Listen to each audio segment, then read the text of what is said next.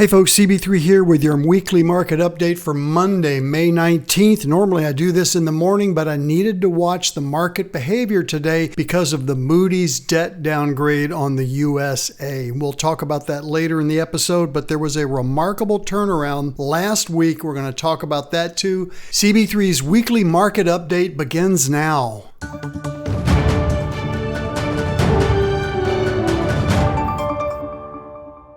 After coming within just 0.1% of a 20% pullback, which would have meant a bear market, the S&P 500, the NASDAQ, and the Dow surged last week, with the S&P up 5%, notching its fourth positive week out of the last six. Investors regained confidence because they came in with buying. The tech-heavy NASDAQ was especially strong, entering a new bull market, which means it's 20% off its recent low, which was in early April, and it ended the week less than 5% below its all-time high set in December. So a major driver for last week's gains was progress in trade negotiations with the U.S. and China. They agreed to temporarily reduce tariffs for 90 days while working toward a broader agreement. Now, this thaw was picked up with very firm buying interest from market participants, and that was great to see. Inflation also continued to moderate. April's consumer price index showed prices 2.3 higher year over year,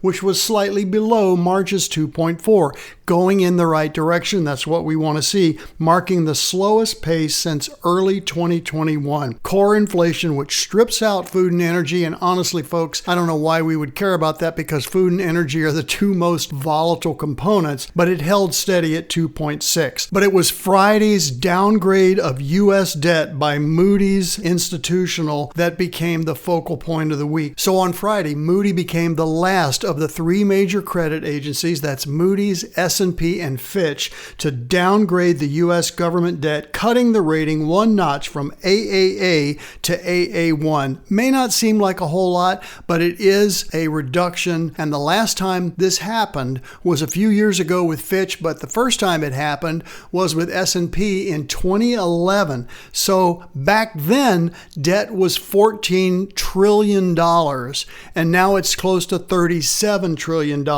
It's kind of making you wonder why it took so long for Moody's to get around to downgrading, but nevertheless, it was driven by concerns that America's ballooning $36 trillion national debt and the political gridlock in Washington, where they are battling on the big, beautiful bill, as President Donald Trump calls it, new spending and safety net reductions still being debated. I don't know where this is going to go. I think that they finally got it through committee by one vote, and it could go to the full House to be voted on as soon as 10 days. But despite the headlines, markets took the downgrade in stride, and that's a positive. This is what I've told you over the years I've been doing these. Whenever the market responds with resilience to what should be really bad news, and the downgrade of U.S. Treasury debt is bad news, that's a positive though, because when the market can fight back and the buyers still come in, that means that the undertone of the market is very, very strong. So today, stocks were mostly flat, with the Dow up 0.3% and the S&P barely budging, but it started way, way lower last night, Sunday night,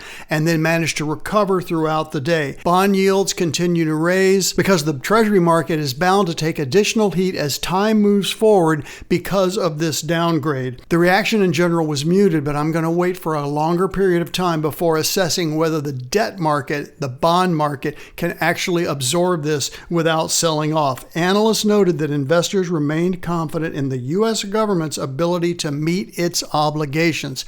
If we ever default on our debt, that changes everything, and that's why you see Congress kicking the can down the road every few months, no matter who's in the White House. They're going to continue to kick the can down the road. So some economic signals here. Under the surface, there's signs of some caution. The Conference Board's leading economic indicators fell sharply in April. 1%, which is a big number. Normally it's 0.2, 0.4, something like that, but 1%, the largest monthly drop in over 2 years, reflecting widespread weakness in consumer expectations.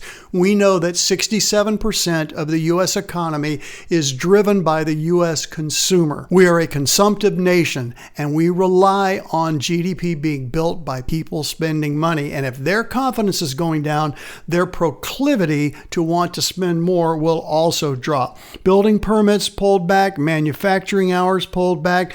This hasn't really triggered an outright recession, of course, but what it does do is set the second quarter up for really having to deliver here to pull out of the doldrums of the first quarter, which technically had negative GDP. We know that that was because of the tariffs. So second quarter GDP is what we're watching for. So for the week ahead, Thursday, we're watching for initial and continuing jobless claims, and Friday will give us a read on new home sales and the housing sector strength. That needs to be big because housing is the most important consumer discretionary entity. So we want people buying homes. Global data, keep an eye on inflation numbers from the Eurozone and the UK.